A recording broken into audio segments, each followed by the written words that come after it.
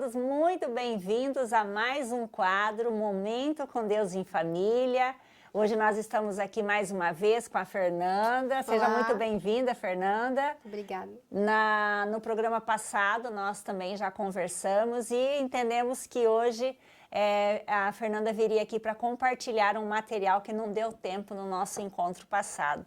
É muito legal a gente poder compartilhar o momento com Deus que cada família tem aí na sua casa. Então você também é o nosso convidado para participar desse quadro, escrevendo aí nos comentários como é o momento com Deus aí na sua casa, junto com a sua família. Compartilhe conosco. Hoje é um momento especial porque hoje a Fernanda trouxe aqui um material que ela quer compartilhar com vocês. Ela compartilhou no nosso encontro passado que a Bíblia é suficiente. Ela é um manual desse momento com Deus em família. Na verdade, a Bíblia é o manual da nossa vida, né? Como nós falamos a respeito desse momento, desse encontro da família, né, com Deus, a Bíblia é a referência, a Bíblia é onde nós podemos encontrar todas as respostas para a nossa vida. E se você ainda não está inscrito no canal do Projeto Geração para Cristo, se inscreva lá. Se você ainda não viu o programa da História de Jó, você confere a História de Jó e também confere lá o quadro Momento com Deus em Família, onde a Fernanda e a família compartilham conosco esse momento com Deus na prática, junto com os filhos, como eles contam, falam da palavra, o que eles conversam, como eles são conduzidos nesse momento, né? Terem essa conversa com Deus, terem ali um ouvido receptivo para ouvir a palavra de Deus. Então você é nosso convidado para participar conosco hoje e também para conferir lá no nosso canal as histórias que temos já compartilhado com você, tá bom?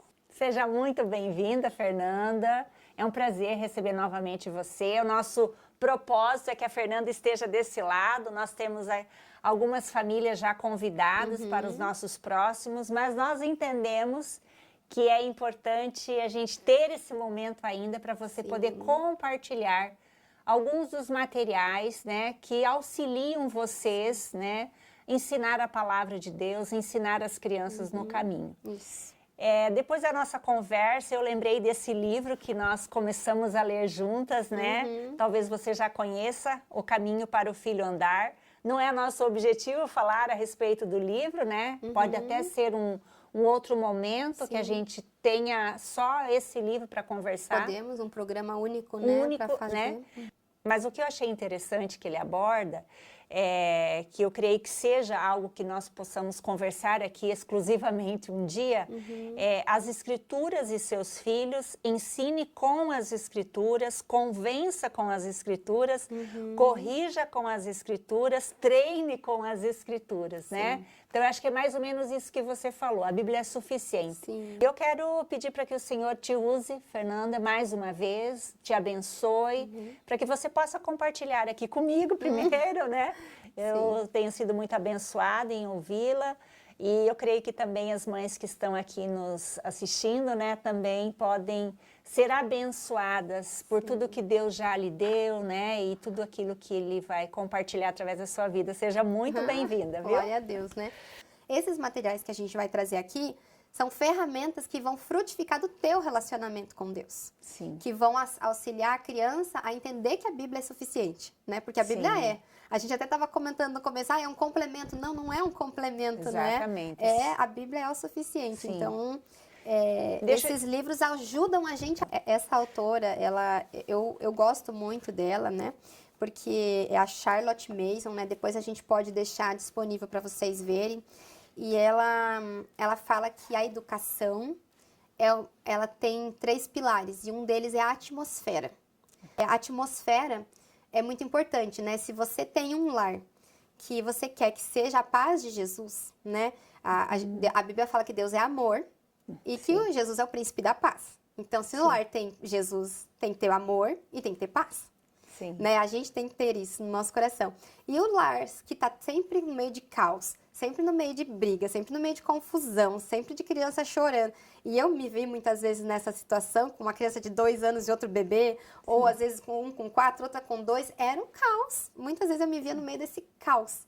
E eu não tenho vergonha de falar, porque assim, Sim. eu buscava em Deus na medida do que eu achava que podia, mas eu buscava pouco. Eu pedia pouco auxílio para Deus. No fundo era isso. Quando eu comecei a pedir realmente a sabedoria, Deus foi dando e foi mostrando essas coisas, né? Que o meu lar não podia ser aquele caos. Aí eu vi que eu precisava corrigir o sono das crianças, eu vi que eu precisava corrigir o horário da alimentação melhor, para ir estabelecendo essa paz. E aí eu conseguia ter os momentos, encaixar para começar a fazer um culto, por exemplo. Ou eu fazia, né, no meio do caos, às vezes ali, vamos parar tudo, vamos orar. E ajudava a pôr em ordem o lar. Então, essa questão da atmosfera, até da gente... Ai, às vezes tá falando, gritando, chama o outro lá do canto, fulano, não sei o quê. Sim. Isso traz um Sim. ambiente também poluído, né? Sim. Então, eu fui começando a ver tudo isso. Ela fala daí a questão do lar, de você servir uma refeição calma, deixar as refeições à mesa, que daí a gente... Tem outras autoras, como a Dev Titus, que a gente estava falando, que fala muito da experiência à mesa, né? De como é importante para as crianças estarem à mesa. Né? Da gente poder proporcionar isso. E muitas vezes você vai ler a Bíblia com as crianças na mesa. Porque é um momento de conversar sobre as coisas do Senhor, é um momento calmo. Então, ela fala muito dessa atmosfera, do clima da casa, né? Desde as conversas que você traz ali. Se você só deixa a televisão ligada o tempo todo, aquele ruído, aquele barulho, notícia ruim, jornal, o tempo todo dando notícia que é desastre, isso, aquilo. Que ambiente a gente está causando, né? Sim. Agora, se você coloca lá já uma música agradável, né? Um louvor, uma coisa que é calminha, isso vai te acalmando. Então, eu comecei a atentar para a importância dessa atmosfera do lar. O que eu fui tentando melhorar no ambiente da casa é isso, colocando a rotina em ordem. Sim. Porque a criança, quando tem essa previsibilidade, já sabe o que vai acontecer daqui a pouco, ela já tem uma noção da rotina, ela fica mais tranquila. Sim, então, eu sim. sei que eu vou acordar, eu vou fazer meu momento com Deus, aí depois eu vou tomar café, aí depois já tem o horário para as coisas, as crianças vão fazendo automaticamente. Que ela também fala dos hábitos depois, né? Que a criança, a gente é um pacote de hábitos.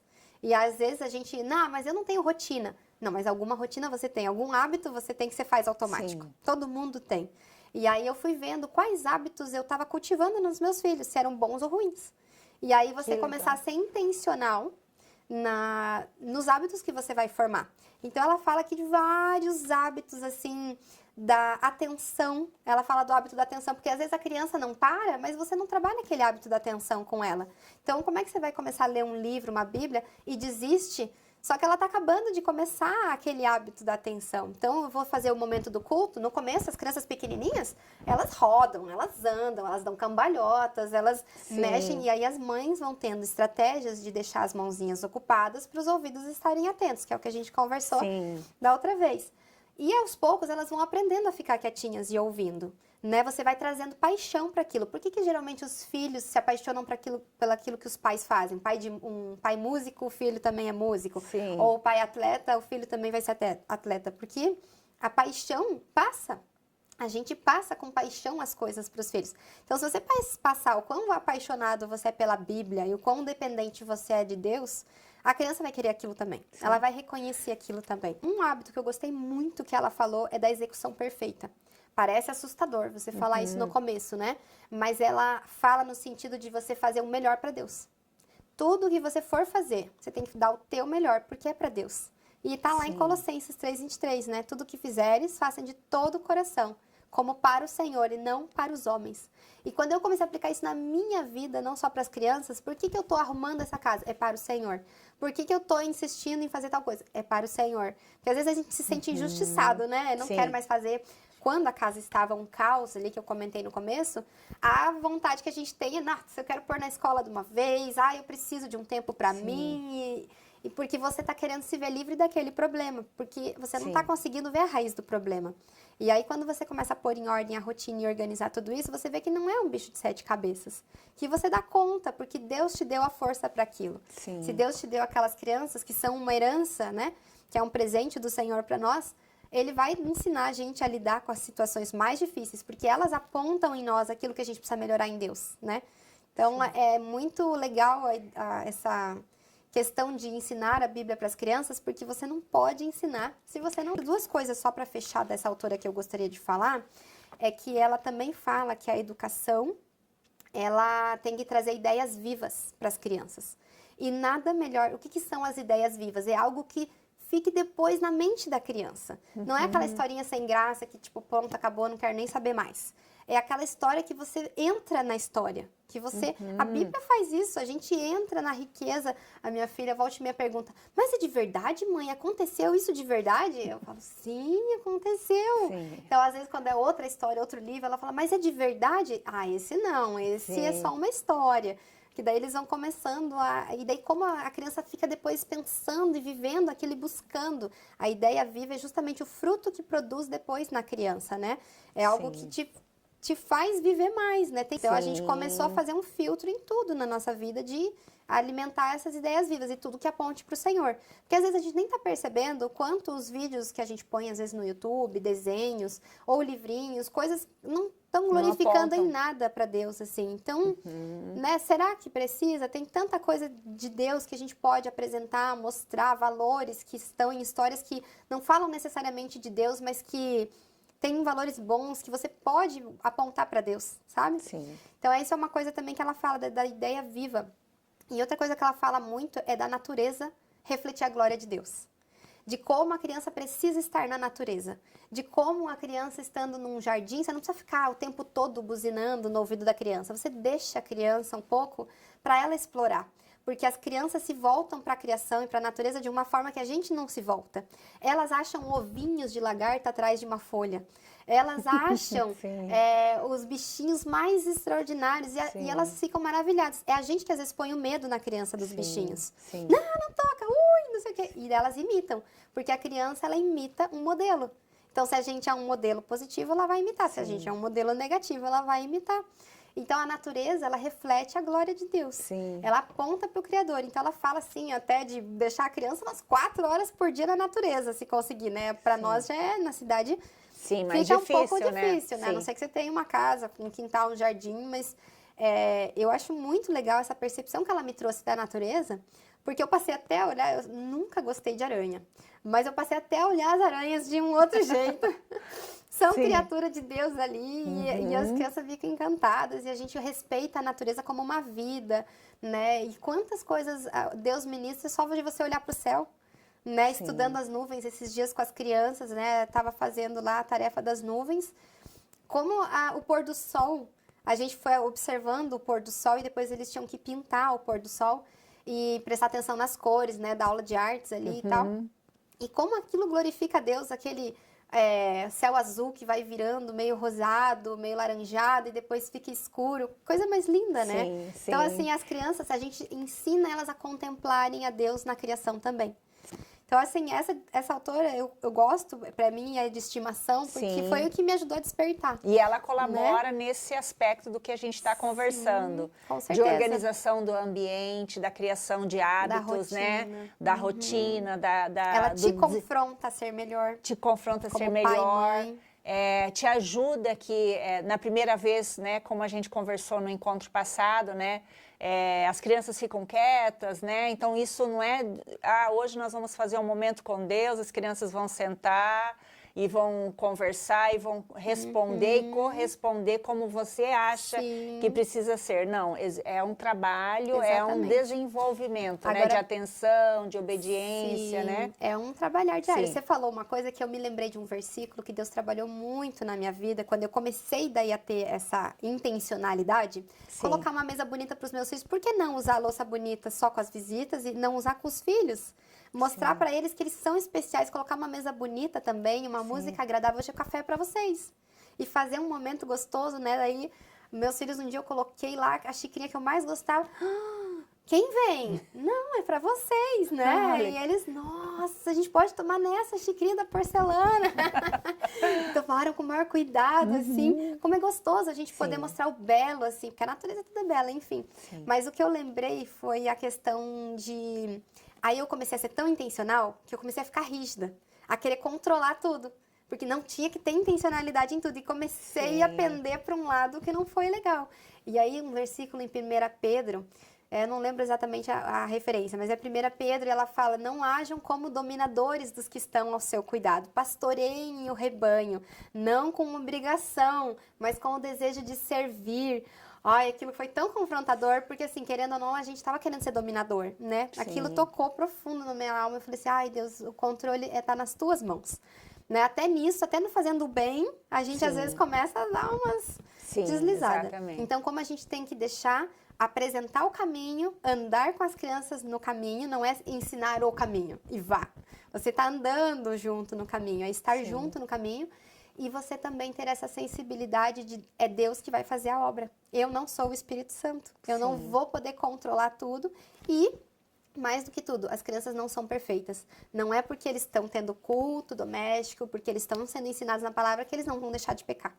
Você trouxe esse material aqui. O que é esse material? Conta pra gente. Esse é eu conheci essa editora, que eu não sei se fala Shema ou Shema, mas ela tem essas histórias bíblicas para crianças. Também histórias bíblicas para crianças contadas por uma mãe a seus filhos. Ela tem 3 volumes que abrange a Bíblia inteira. Certo. Primeiro volume vai lá até praticamente Davi, os reis, depois de reis até o final do Velho Testamento, e aqui o terceiro volume é do Novo Testamento. E o que eu achei muito interessante nesse livro é porque ela explica a história da Bíblia. Ela não foge da Bíblia, não é a Bíblia, mas ela vai explicando, contextualizando de uma maneira gostosa para a gente entender a história mesmo. Para a criança indo entender assim a essência de tudo da Bíblia, e ela aponta para Jesus todas as vezes. Ela fala, aqui o pecado, Adão e Eva pecaram, ela começa do começo. Então, assim, a ordem cronológica não, a ordem bíblica ela segue, né? Sim, sim. Então, ela começa lá da criação. Porque se você for ver, a Bíblia é uma história. Sim. E ela ela tem um começo, ela tem um meio, ela só não teve o fim ainda porque Jesus não voltou. Sim. Mas é uma história que está acontecendo. Então, eu gosto, tem muita gente que começa pelo Novo Testamento para as crianças, mas como eu já comentei, eu gosto de começar pelo começo. No início, Deus criou tudo e tal. E aí vai dando continuidade à sequência da história. E aí vieram os profetas, aí o povo pediu um rei, e aí aconteceu de ter um rei. Então, ela vai explicando e vai falando, aqui Deus, por causa do pecado, Deus já tinha um plano de salvação. E aí que ele já promete que o Salvador, né, ia pisar na cabeça da serpente.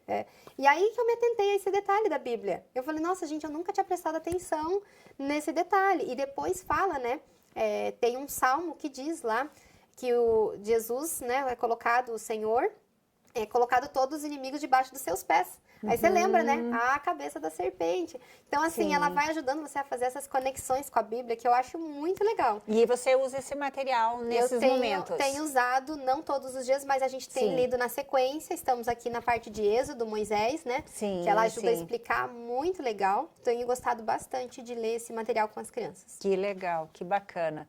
Gente, o nosso tempo está acabando, né?